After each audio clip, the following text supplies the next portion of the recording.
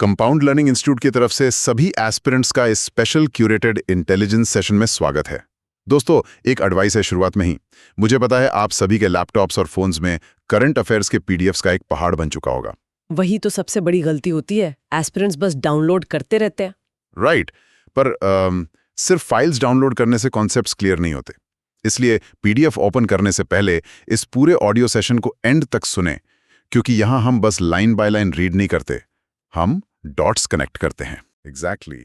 आज का हमारा ये डेली डाइजेस्ट जो 25 अप्रैल 2026 के मटेरियल पर बेस्ड है, वो कंप्लीटली जीरो फ्लफ होने वाला है। हमारा मिशन है polity, economy, international relations, space tech और डिफेंस जैसे कोर सेक्टर्स कवर करना। Okay, let's unpack this. शुरुआत करते हैं आज की सबसे बड़ी पॉलिटिकल और कॉन्स्टिट्यूशनल डेवलपमेंट से। आम आदमी पार्टी यानी एएपी के 7 राज्यसभा एमपीज ने ऑफिशियली बीजेपी ज्वाइन कर लिया है, जिसके नतीजे में अप्पर हाउस में एएपी के पास अब सिर्फ 3 एमपीज बचे हैं। ये काफी बड़ा शिफ्ट है अपर हाउस की डायनामिक्स में। हाँ, और as a student of polity इस पूरे सिनेरियो को देखकर दिमाग में सबसे पहले एंटी डिफेक्शन लॉ क्लिक करता है। पर ये रूल एक्चुअली प्ले आउट कैसे होता है बिना उन एमपीज के डिस्क्वालीफाई हुए? देखिए, ये 10th शेड्यूल का एक परफेक्ट रियल वर्ल्ड एप्लीकेशन है। अगर हम थोड़ा हिस्ट्री में जाएं तो 10th शेड्यूल को कॉन्स्टिट्यूशन में 52nd अमेंडमेंट एक्ट 1985 के थ्रू ऐड किया गया था। उसका प्राइमरी गोल ही यही था कि वो आया राम गया राम वाली ऑपर्चुनिस्ट पॉलिटिक्स को रोका जाए। वही जो पॉलिटिशियंस अचानक पार्टी बदल लेते थे, है ना? बिल्कुल। फिर क्या हुआ कि 91st अमेंडमेंट एक्ट 2003 ने इसे और टाइट किया और काउंसिल ऑफ मिनिस्टर्स की साइज को लोअर हाउस की टोटल स्ट्रेंथ के 15% तक कैप कर दिया। लेकिन इस लॉ में एक ऑक्सीजन वाल्व हमेशा से था, द 2/3 एक्सेप्शन। अच्छा, अगर मैं इसे एक कॉर्पोरेट एनालॉजी से देखूं तो ये एक सिंगल एम्प्लॉय के कंपनी छोड़ने और एक पूरे डिपार्टमेंट के दूसरी कंपनी में मर्ज होने जैसा डिफरेंस है। अगर एक या दो लोग रैंडमली स्विच करें तो उनकी सीट चली जाएगी। सही पकड़ा आपने। और यहाँ टोटल 10 एमपीज थे, जिसमें से 7 ने स्विच किया, तो 7 आउट ऑफ 10 इजीली 2/3 यानी लगभग 66% के मार्क को क्रॉस कर लेता है। राइट, तो लीगली एक लेजिटिमेट मर्जर बन जाता है ना? प्रिसाइसली। पर एस्पिरेंट्स को यह ध्यान रखना चाहिए कि ये प्रोसेस एकदम ऑटोमेटिक नहीं होती है। राज्यसभा में इस एक्सेप्शन को वैलिडेट करने और डिस्क्वालिफिकेशन पिटीशंस पर फाइनल डिसीजन लेने की अथॉरिटी चेयरमैन के पास होती है। ओ, तो चेयरमैन का वर्ड फाइनल होता है? वेल, एक कैच है। सुप्रीम कोर्ट के मल्टीपल प्रेसिडेंट्स एस्टैब्लिश कर चुके हैं कि चेयरमैन का ये डिसीजन एब्सोल्यूट नहीं है। It is entirely subject to judicial review. Makes sense. Speaking of the supreme court, judiciary से एक और बहुत सेंसिटिव और लैंडमार्क रूलिंग आई है।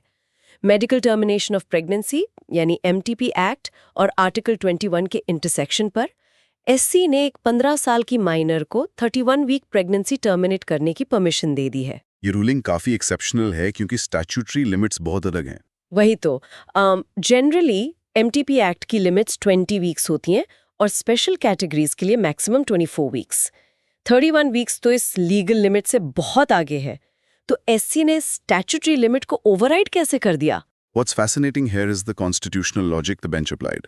सुप्रीम कोर्ट ने सीधा article 21 right to life and personal liberty को इन्वोक किया इस केस में। ओके, तो उन्होंने राइट टू लाइफ का दायरा बढ़ा दिया। हाँ, और उन्होंने KS Puttaswamy versus union of India का वो लैंडमार्क प्राइवेसी जजमेंट यूज किया, ये कहते हुए कि बॉडीली एंड रिप्रोडक्टिव ऑटोनॉमी एक फंडामेंटल राइट है।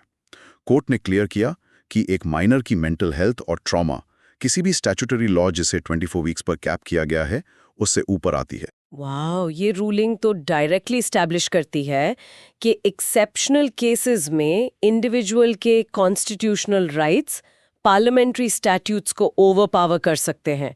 चलिए, let's move to our next slide. Bodily autonomy तो ठीक है, पर डिजिटल ऑटोनॉमी का क्या? That brings us to a massive shift in how the government is regulating our screens. आप online gaming authority of India की बात कर रही हैं ना? Exactly. Online Gaming Authority of India या OGAI officially फॉर्म हो गई है under the Promotion and Regulation of Online Gaming Act 2025. ये डायरेक्टली रियल मनी गेम्स और ई स्पोर्ट्स को रेगुलेट करेगी। और इसका जो स्ट्रक्चर है ना, वो इस बात का सबूत है कि गवर्नमेंट ऑनलाइन गेमिंग को कितना सीरियसली ले रही है। ये बेसिकली May 1, 2026 से फंक्शन करना शुरू करेगी अंडर मीटी यानी ministry of electronics and information technology. तो इसको लीड कौन करेगा? इसके चेयरपर्सन मेटी के एडिशनल सेक्रेटरी लेवल के ऑफिसर होंगे, लेकिन इसका बोर्ड सबसे इंटरेस्टिंग है। वो सिर्फ टेक ब्यूरोक्रेट्स तक लिमिटेड नहीं है। इसमें ministry of home affairs, information and broadcasting, legal affairs, youth affairs and sports और डिपार्टमेंट ऑफ फाइनेंशियल सर्विसेज के रिप्रेजेंटेटिव शामिल हैं। Wait, I see what's happening here. ये मल्टी मिनिस्टेरियल बोर्ड इसलिए बनाया गया है क्योंकि ऑनलाइन गेमिंग अब सिर्फ एक टेक इशू नहीं बचा है। बिल्कुल सही ऑब्जर्वेशन है आपका। आई मीन होम अफेयर्स इसमें सिक्योरिटी और साइबर फ्रॉड देख रहा होगा, यूथ अफेयर्स एडिक्शन हैंडल कर रहा है और फाइनेंशियल सर्विसेज मनी लॉन्ड्रिंग और टैक्सेशन देख रहा है। It's basically a comprehensive regulatory net. Absolutely correct analysis. अब तक और डेमोग्राफिक्स को थोड़ा ब्रिज करते हैं। हमारी सबसे बड़ी डेमोग्राफिक एक्सरसाइज सेंसस 2027 के फेजेस, जो बेसिकली 2026 और 2027 में होने वाले हैं, उसके लिए office of the registrar general and census commissioner ने एक नया टोल फ्री नंबर लॉन्च किया है, 1855। 1855 राइट। और पैरेलली डिजिटल कनेक्टिविटी बढ़ाने के लिए minister of state Jyotiraditya Scindia ने टेलीकॉम डिपार्टमेंट की technology development and investment promotion scheme की रिवाइज्ड गाइडलाइंस भी रिलीज की हैं। इन्वायरमेंट के फ्रंट पर भी कुछ कॉन्क्रीट स्टेप्स हैं। सस्टेनेबल एविएशन फ्यूल यानी सैफ ब्लेंडिंग के टारगेट सेट किए गए हैं। 2027 के लिए 1%, 2028 के लिए 2% और 2030 तक 5%। और वहीं दूसरी तरफ सोशल हेल्थ में नशा मुक्त भारत अभियान हाईलाइट हुआ है। हाँ, ये department of social justice and empowerment का इनिशिएटिव है। आई रिमेंबर ये ओरिजिनली August 15, 2020 को 272 वल्नरेबल डिस्ट्रिक्ट्स में शुरू हुआ था और फिर August 15, 2023 को ऑल इंडिया एक्सपैंड कर दिया गया। पर एक सेकेंड, मुझे इन सैफ टारगेट्स पर वापस आना है। श्योर, बताएं। क्लाइमेट क्राइसिस इतनी तेजी से एस्केलेट हो रहा है, और हम 2030 तक सिर्फ 5% ब्लेंडिंग टारगेट कर रहे हैं। ये पेस इतनी स्लो क्यों है? देखिए, सुनने में स्लो जरूर लगता है, पर एविएशन इंडस्ट्री के मैकेनिकल रियलिटीज बहुत अलग हैं।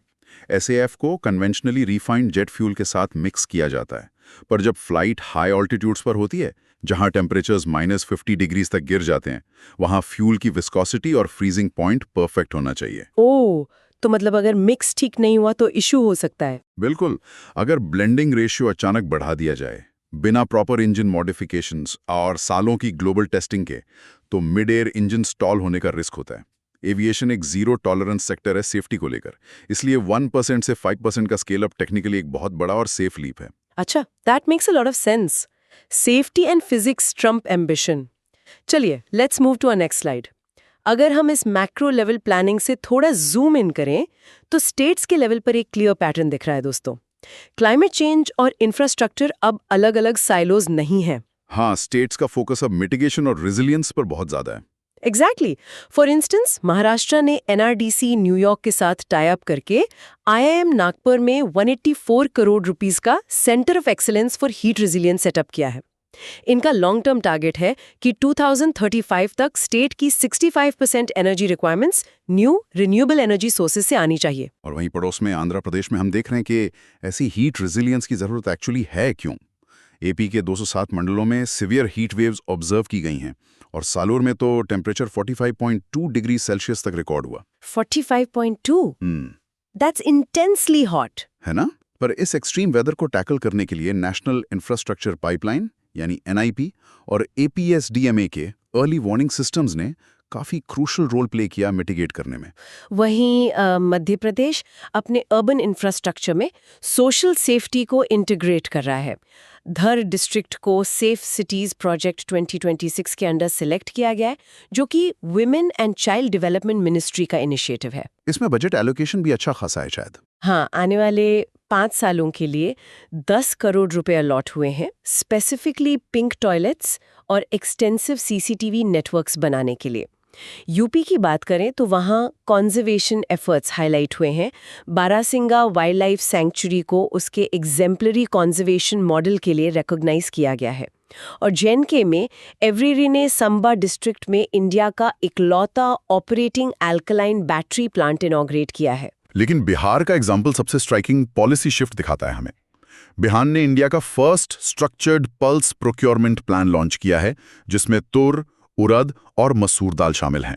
इनका विजन बहुत मैसिव है। आई रेड FY31 तक 310 lakh hectares land area cover करके 350 लाख टन्स पल्सेस प्रोक्योर करने का टारगेट रखा है। ये सिर्फ एग्रीकल्चरल अपडेट नहीं है एक्चुअली, ये पूरी तरह से एक इकोलॉजिकल अपडेट है, क्योंकि पल्सेस नाइट्रोजन फिक्सिंग क्रॉप्स होती हैं जो सॉइल हेल्थ इंप्रूव करती हैं और राइस या वीट के कंपैरिजन में बहुत कम पानी यूज करती हैं। तो बेसिकली बिहार अपनी एग्रीकल्चरल इकोनॉमी को क्लाइमेट प्रूफ कर रहा है। Very smart. ओह, और स्टेट्स के सेगमेंट में एक छोटी पर पावरफुल न्यूज तमिलनाडु से आई है। श्रीविल्लीपुतुर मेघामलाई टाइगर रिजर्व के डीप फॉरेस्ट एरिया में सिर्फ 5 वोटर्स के लिए इलेक्शन कमीशन ने एक स्पेशल पोलिंग स्टेशन बनाया है। I mean, the sheer logistical dedication to democracy is incredible. It really is. हर एक वोट मैटर करता है। तो स्टेट्स की माइक्रो इकोनॉमी से अब मैक्रो फाइनेंशियल मार्केट्स और आरबीआई के रेगुलेटरी मूव्स पर आते हैं। आरबीआई ने पेटीएम पेमेंट्स बैंक लिमिटेड यानी पीपीबीएल का लाइसेंस ऑफिशियली कैंसिल कर दिया है। अब ये इशू हाई कोर्ट में उनके फॉर्मल वाइंडिंग अप प्रोसेस के लिए लिस्ट हो चुका है। ये तो एक्सपेक्टेड लाइंस पर ही था। हाँ, और वही पेमेंट स्पेस में एक नया प्लेयर ऐड हुआ है, पे पॉइंट इंडिया नेटवर्क। ये आरबीआई के सेंट्रलाइज पेमेंट सिस्टम में डायरेक्टली शामिल होने वाला पहला प्राइवेट फिनटेक बन गया है। इसके साथ ही आरबीआई ने एक पॉलिसी रिलैक्स की है। अब उन्होंने रिलेटेड पार्टी हेजिंग को अलाउ कर दिया है, पर सिस्टमेटिक रिस्क को कंट्रोल करने के लिए इस पर $100 मिलियन एक्सपोजर का कैप रखा है। चलिए let's move to our next slide. So central bank एक तरफ सफाई कर रहा है और दूसरी तरफ सिस्टम ओपन कर रहा है। मार्केट्स की साइड देखें तो सेबी ने MCX यानी मल्टी कमोडिटी एक्सचेंज को अपनी होली ओन्ड कोल एक्सचेंज सब्सिडरी में 100 करोड़ रुपए इन्वेस्ट करने का नॉड दे दिया है। और रिटेल कंज्यूमर्स के लिए भी एक मेजर अपडेट है फिनटेक स्पेस से। एग्जैक्टली पंजाब नेशनल बैंक और फिनटेक कंपनी कीवी की तरफ से आई ये न्यूज। उन्होंने मिलकर PNB kiwi credit card launch किया है, जो बेसिकली एक को ब्रांडेड रुपे कार्ड है जिसे आप सीधा UPI से लिंक कर सकते हैं। So what does this all mean?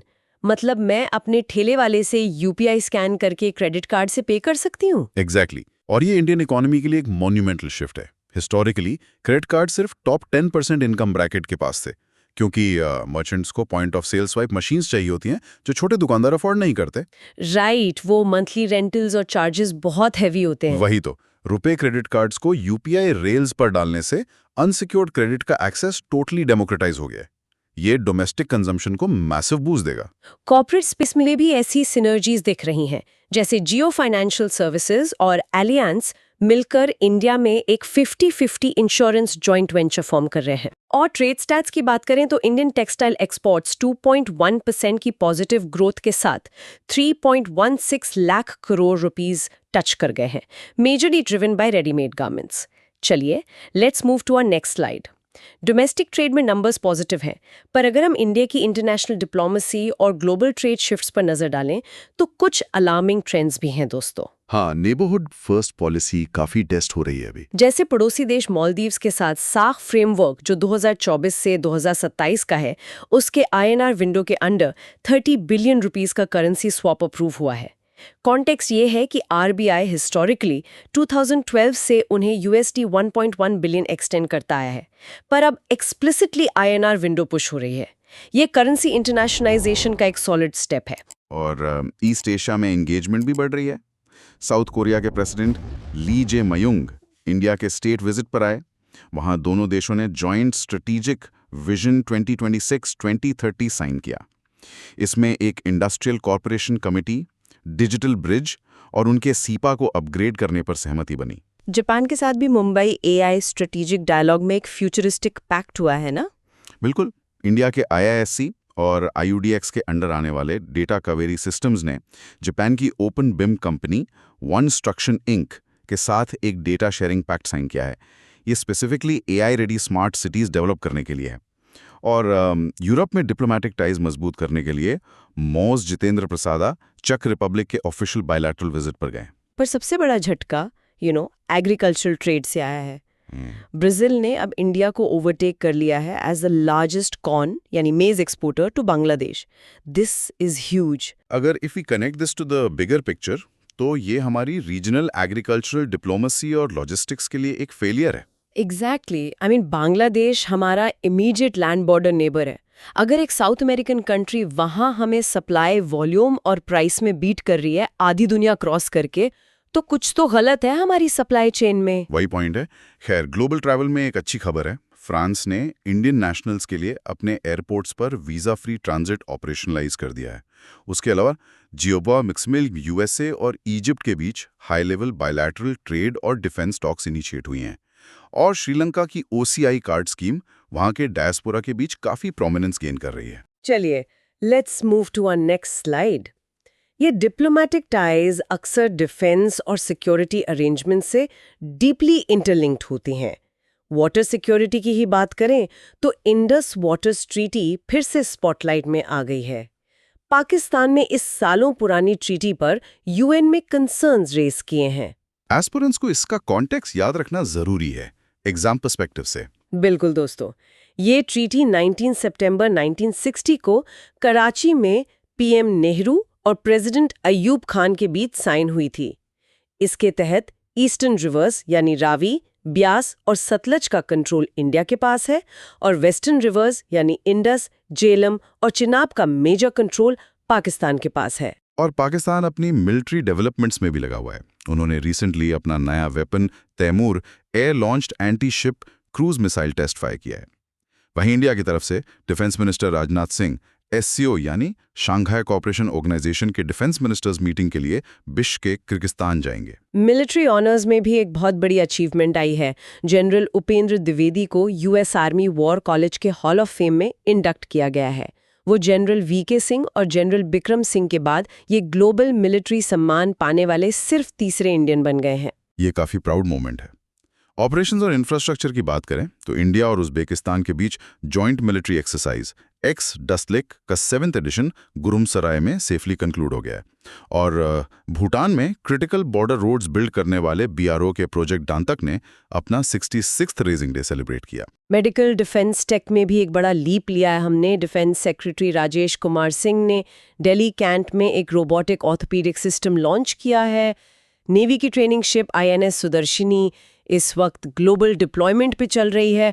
पर इन सब में एक न्यूज़ थी जो काफ़ी अनोखी लगी मुझे, सुवर्णरेखा रिवर वाला इंसिडेंट। ओ हाँ, जहां रिवर बेड से एक वर्ल्ड वॉर 2 का बॉम्ब सक्सेसफुली न्यूट्रलाइज किया गया। I mean just think about that, Subarnarekha river में WW2 का bomb. It sounds like a movie plot literally. पर लॉजिकली देखा जाए तो वर्ल्ड वॉर 2 के टाइम पर ईस्टर्न इंडिया एलाइड फोर्सेस का एक मेजर सप्लाई हब और स्टेजिंग एरिया था जापानीज एडवांसमेंट को काउंटर करने के लिए। हाँ, वहां काफी एयर स्ट्रिप्स और डिपोज थे उस टाइम। एग्जैक्टली। तो ऐसी अनएक्सप्लोडेड ऑर्डिनेंसेस आज भी मिलना दिखाता है कि कॉन्फ्लिक्ट का शैडो कितना लंबा होता है। चलिए, let's move to our next slide. वैसे आजकल की नई कॉन्फ्लिक्ट्स जमीन पर नहीं बल्कि स्पेस और साइबर स्पेस में लड़ी जा रही हैं। इसरो ने एक और माइलस्टोन सेट किया है। उन्होंने 1.1,000 स्केल पर land use and land cover mapping complete करके उस डेटा को अपने ग्राम चित्रा पोर्टल पर इंटीग्रेट कर दिया है। ये रूरल प्लानिंग और एडमिनिस्ट्रेशन के लिए कंप्लीटली एक गेम चेंजर होने वाला है। उधर नासा ने अपना नया Nancy Grace Roman space telescope unveil किया है। इसका प्राइमरी मिशन डार्क मैटर और डार्क एनर्जी को प्रोब करना है और ये डेली करीब 11 टेराबाइट्स का डेटा अर्थ पर ट्रांसमिट करेगा। 11 terabytes daily, that's massive data processing. Global space race और कॉम्प्लेक्स होती जा रही है। वैसे चाइना की मैन्ड स्पेस एजेंसी यानी CMSA ने अपने अपकमिंग स्पेस मिशंस के लिए 2 पाकिस्तानी एस्ट्रोनॉट्स को सिलेक्ट किया है। और प्राइवेट स्पेस सेक्टर में जेफ बेजोस की कंपनी ब्लू ओरिजिन को थोड़ा सेटबैक मिला है। उनका heavy lift new Glenn rocket AST space mobile के ब्लूबर्ड 7 सैटेलाइट को ऑर्बिट में इंसर्ट करने में फेल हो गया। उधर लूनर एक्सप्लोरेशन में एक मेजर ब्रेक थ्रू है।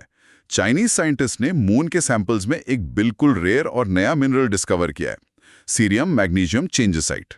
ये वही मिनरल है ना जिसे एडवांस्ड LED और सेमीकंडक्टर टेक में रेवोल्यूशनरी माना जा रहा है। बिल्कुल वही है। पर इन सब टेक एडवांसमेंट्स के बीच सबसे बड़ी टेंशन AI से आ रही है। एंथ्रोपिक कंपनी का एक नया AI मॉडल आया है, क्लोड मिथोस। इसने literally global regulatory alarms trigger कर दिए हैं। हाँ, बात इतनी सिवियर हो गई थी कि हमारे फाइनेंस मिनिस्टर को स्पेसिफिकली बैंकिंग सिस्टम्स के रिस्क मैनेजमेंट को इवैल्यूएट करने के लिए एक अर्जेंट मीटिंग बुलानी पड़ी। और जियोपॉलिटिक्स देखिए, रिटेलिएट करते हुए चाइना ने इस स्पेस में अपने टूल QO 360 से रिस्पॉन्ड किया है। This raises an important question दोस्तों। हम लगातार डिजिटाइज तो हो रहे हैं, पर एआई लिस्क्स के लिए कितने प्रिपेयर्ड हैं? क्लॉड मिथोस जैसे हाईली ऑटोनॉमस एआई मॉडल्स अब सिर्फ टेक्स्ट जनरेट नहीं करते, उनमें पैटर्न रिकग्निशन और कोड एग्जीक्यूशन की कैपेबिलिटी है। मतलब वो सिस्टम के अंदर घुसकर चेंजेस कर सकते हैं। एग्जैक्टली वो बैंक्स के मल्टी फैक्टर ऑथेंटिकेशन और फायरवॉल्स को ऑटोनॉमसली बाईपास कर सकते हैं। ये कोई नॉर्मल बैड लोन्स वाला फाइनेंशियल रिस्क नहीं है, ये कोर इंफ्रास्ट्रक्चर पर एक डायरेक्ट एल्गोरिथमिक अटैक का थ्रेट है। Which makes secure IT mapping even more crucial. Corporate tech में देखें तो TCS ने साउथ कोरिया के नेवरकॉप के साथ एक डिटेल्ड मैपिंग पैक्ट साइन किया है। और अगर एग्जिस्टेंशियल थ्रेट्स की बात हो ही रही है तो न्यूक्लियर वेस्ट एक और बड़ा चैलेंज है जिसे फिनलैंड ने एड्रेस किया है। हाँ, एस्पिरेंट्स नोट करें इस पॉइंट को। फिनलैंड ने एक लॉन्ग टर्म सोल्यूशन निकाला है। उन्होंने ओंकालो लॉन्च किया है, जो वर्ल्ड का सबसे पहला परमानेंट न्यूक्लियर वेस्ट रिपोजिटरी है, जिसे उन्होंने बेडरॉक के डीप अंदर बनाया है ताकि रेडिएशन लीक ना हो। चलिए let's move to our next slide. Technology के इस अग्रेसिव पुश के बीच हमारी हिस्ट्री और कल्चर को प्रिजर्व करना भी उतना ही चैलेंजिंग और ज़रूरी है। आर्कियोलॉजिकल सर्वे ऑफ इंडिया यानी ASI ने ओडिशा के कोनार्क सन टेम्पल के मेन हॉल, जिसे जगमोहन कहते हैं, वहां से रेत यानी सैंड निकालने का काम शुरू कर दिया है। ये काफी हिस्टोरिकल स्टेप है। ब्रिटिशर्स ने 1901-1903 के दौरान स्ट्रक्चरल स्टेबिलिटी के डर से इस पूरे आर्किटेक्चर को सैंड से पैक करके सील कर दिया था। राइट, इमेजिन कोनार्क टेम्पल जो 13th सेंचुरी में ईस्टर्न गंगा डायनेस्टी के किंग नरसिम्हदेवा आई ने बनवाया था, उसके इंटीरियर्स अब करीब 120 साल बाद फिर से दुनिया को विजिबल होंगे। It's beautiful. और आर्ट एंड लिटरेचर में भी प्रिजर्वेशन जारी है। मिनिस्ट्री ऑफ कल्चर ने बंकिम चंद्र चट्टोपाध्याय के 1875 के आइकॉनिक कॉम्पोजिशन वंदे मातरम की 150th एनिवर्सरी मार्क करने के लिए एक स्पेशल फिल्म मेकिंग कॉम्पिटिशन रखा है, जिसका नाम है VM फ्रेम्स। और असम की तरफ देखें तो विष्णु निर्मला ट्रस्ट ने अपना first ever children's literary award doctor Anjumoni Saikia को उनकी ब्रिलियंट बुक सोंतोलर सुबाक्स के लिए प्रदान किया है। इसमें उन्हें 25,000 रुपीस का कैश प्राइज भी मिला है। और इंफ्रास्ट्रक्चर इंजीनियरिंग फीट्स की बात करें तो चाइना ने यांगसे टनल का कंस्ट्रक्शन कंप्लीट कर लिया है। ये कोई नॉर्मल टनल नहीं है दोस्तों, बल्कि 11.18 किलोमीटर लंबा under water high speed rail tunnel है। Trains basically under water 350 kilometre per hour की स्पीड से क्रॉस करेंगी इसमें। Wow, engineering marvel at its best. हमारे देश में फोकस अभी वाटर कंजर्वेशन पे दिख रहा है। दिल्ली में 9th edition of India water week launch हुआ, जिसका अहम टारगेट है मई 2026 तक पूरे इंडिया में 1 crore artificial ground water recharge structures develop करना। और सिविक एडमिनिस्ट्रेशन में आंध्र प्रदेश की गुंटूर म्यूनिसिपल कॉर्पोरेशन ने ग्लोबल स्टेज पर काफ़ी नाम कमाया है। उन्होंने वियना में यूनाइडो से जेंडर इक्वालिटी मोबिलाइजेशन अवार्ड 2026 जीता है, स्पेसिफिकली उनके women lead e-waste management system के लिए। Here's where it gets really interesting दोस्तों। सिविक अचीवमेंट्स तो अच्छी हैं, पर कुछ सेक्टर्स में इंट्रोस्पेक्शन की बहुत ज़रूरत है। एथलेटिक्स इंटेग्रिटी यूनिट यानी AIU ने रिसेंटली इंडिया को डोपिंग के मामले में डायरेक्टली कैटेगरी A यानी हाई रिस्क कैटेगरी में प्लेस कर दिया है। डेटा पॉइंट्स शो करते हैं कि 2024 में 71 एंटी डोपिंग रूल वायलेशंस के साथ इंडिया ग्लोबली फर्स्ट रैंक पर आ गया है। 71 वायलेशंस एक ही साल में? ये सच में इंडियन स्पोर्ट्स इकोसिस्टम के लिए एक मैसिव रेड फ्लैग है। बहुत बड़ा सेटबैक है ये इमेज के लिए। हालांकि फुटबॉल एडमिनिस्ट्रेशन में एक उम्मीद की किरण आई है। इंडिया को फीफा के women's development programme on commercial strategy 2026 के लिए सिलेक्ट किया गया है, जिससे ग्रास रूट लेवल पर विमेंस फुटबॉल को फाइनेंशियल बैकिंग मिलेगी। चलिए, कुछ पॉजिटिव तो है। एविएशन सेक्टर में देखें तो गवर्नमेंट ने अलायंस एयर के ऑपरेशंस को स्टेबलाइज करने के लिए 460 करोड़ रुपीस का एक वाइटल लोन अप्रूव किया है, और साथ ही देश की फ्लाइट ट्रेनिंग ऑर्गेनाइजेशंस की लेटेस्ट रैंकिंग्स भी रिलीज की गई हैं। चलिए let's move to our next slide. अब इन सभी पॉलिसीज और इंस्टीट्यूशंस को चलाने वाली लीडरशिप और रीसेंट अपॉइंटमेंट्स पर एक नजर डालते हैं। नीति आयोग में मेजर रीस्ट्रक्चरिंग हुई है। अशोक लाहिरी को नीति आयोग का नया वाइस चेयरमैन बनाया गया है और उन्होंने सुमन बेरी को रिप्लेस किया है। साथ ही ISR भोपाल के डायरेक्टर गोवर्धन दास नीति आयोग के नए मेंबर अपॉइंट हुए हैं। बैंकिंग सेक्टर में लीडरशिप कंटिन्यूटी पर काफी फोकस दिख रहा है। बैंक ऑफ इंडिया के MD और CEO राजनीश कर्नाटक और बैंक ऑफ बड़ौदा के एमडी और सीईओ देबादत्ता चंद, इन दोनों को 3-3 साल का एक्सटेंशन मिला है। Appointments committee of the cabinet यानी एसीसी ने इंडियन बैंक के एग्जीक्यूटिव डायरेक्टर का टेन्योर भी आगे बढ़ा दिया है। और प्राइवेट सेक्टर में भी सेम ट्रेंड है। पीएन वासुदेवन को इक्विटास स्मॉल फाइनेंस बैंक का एमडी और सीईओ 2029 तक के लिए रीअपॉइंट किया गया है।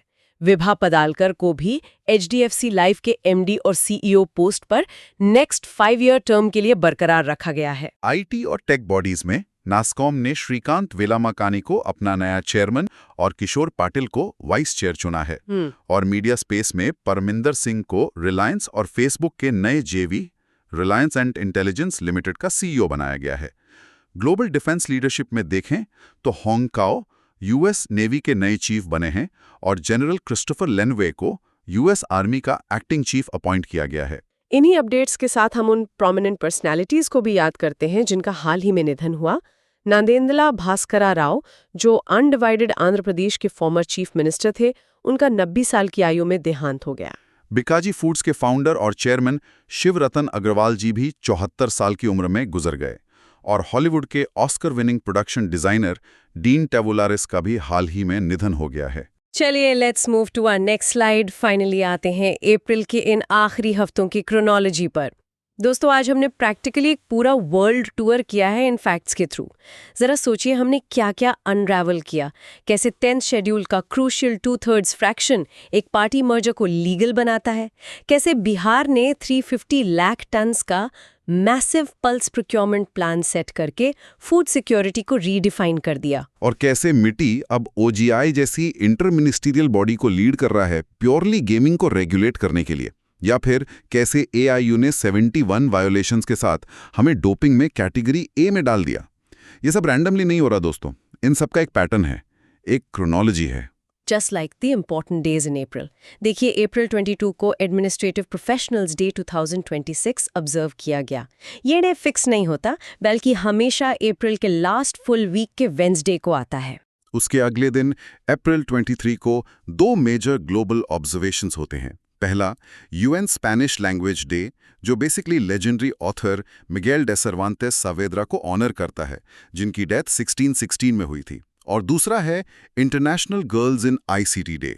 इस साल इसकी थीम थी एआई फॉर डेवलपमेंट और इसे इंटरनेशनल टेलीकम्युनिकेशन यूनियन लीड करता है। अप्रैल 24 तो एक फाउंडेशनल डे है हमारी इंडियन पॉलिटी में, नेशनल पंचायती राज डे। ये 73rd कॉन्स्टिट्यूशनल अमेंडमेंट एक्ट 1992 का कल्मिनेशन है, जो कि 1993 में इफेक्टिव हुआ था। और ये एसेंशियली बलवंत राय मेहता और एलएम सिंघवी कमिटीज के विजन पर बेस था। और 25 अप्रैल को वर्ल्ड मलेरिया डे 2026 ऑब्जर्व किया गया, जिसके इस साल की थीम थी driven to end malaria, now we can, now we must. ये दिन एक्चुअली पुराने अफ्रीका मलेरिया डे से इवॉल्व होकर एक ग्लोबल डे बना था। चलिए let's move to our next slide. अब वक्त है एक छोटे से क्विज का। Test your attention. मैं क्वेश्चंस बोलूंगी और एक्सपर्ट्स आंसर्स देंगे, पर एस्पिरेंट्स आप लोगों को उनसे पहले आंसर दिमाग में सोचना है। पहला सवाल, 10th schedule fraction for valid merger क्या है? इसका आसान सा जवाब है 2/3। दूसरा सवाल, किस स्टेट ने 350 lakh tonnes pulse procurement plan बनाया है? ये एम्बिशियस प्लान बिहार का है। तीसरा, ओडिशाई किस मिनिस्ट्री के अंडर फंक्शन कर रही है? मीटी के अंडर। और आखिरी क्वेश्चन, किस इंटरनेशनल बॉडी ने इंडिया को कैटेगरी ए डोपिंग में रखा है 71 वायोलेशंस के बाद? ये टैग दिया है एथलेटिक्स इंटेग्रिटी यूनिट यानी एआईयू ने। ब्रिलियंट। और इसके साथ हमारा आज का ये एग्जॉस्टिव और इनसाइट पैक्ड सेशन अपने कंक्लूजन की तरफ आता है। लेकिन रैप अप करने से पहले मैं चाहूंगी कि आप सभी एक डीपर थॉट पर जरूर गौर करें। If we connect this to the bigger picture, सोचिए, एक तरफ हम जापान और साउथ कोरिया के साथ मिलकर एआई रेडी स्मार्ट सिटीज बना रहे हैं, दुनिया भर में डेटा मैप्स क्रिएट कर रहे हैं, पर दूसरी तरफ हमारे पास अभी भी ऐसे एग्रेसिव एआई सिस्टम्स जैसे क्लॉड मीथॉस, जिसके थ्रेट लेवल ने लिटरली फाइनेंस मिनिस्टर को अलर्ट कर दिया, उनसे बैंक्स और क्रिटिकल इंफ्रास्ट्रक्चर को बचाने के लिए कोई यूनिफाइड यूनिवर्सल फ्रेमवर्क ही नहीं है। टेक्नोलॉजी के इस फास्ट एक्सेलरेशन में क्या हम टेक्नोलॉजी को कंट्रोल कर रहे हैं या हम बस उसके पीछे भाग रहे हैं, ये उम्मीद में कि सिस्टम क्रैश ना हो? That is an incredibly heavy and necessary thought to leave everyone with. दोस्तों, इस बदलती हुई जियोपॉलिटिक्स और टेक लैंडस्केप को ठीक से समझना ही आपके एग्जाम्स क्लियर करने की असली चाबी है। अगर आप चाहते हैं कि आपका कंसेप्चुअल नॉलेज बेस और एनालिटिकल लेंस ऐसे ही शार्प होता रहे तो इस कंपाउंड लर्निंग चैनल को ज़रूर सब्सक्राइब करें, वीडियो को लाइक करें और अपने सभी फेलो एस्पिरेंट्स के साथ इसे शेयर करें। याद रखिए, पीडीएफ्स का पहाड़ मत बनाइए, पीडीएफ पढ़ते रहिए पर हमेशा इस डीप डाइव को सुनने के बाद। मिलते हैं आपसे अगले सेशन में। Keep learning, everyone. Take care.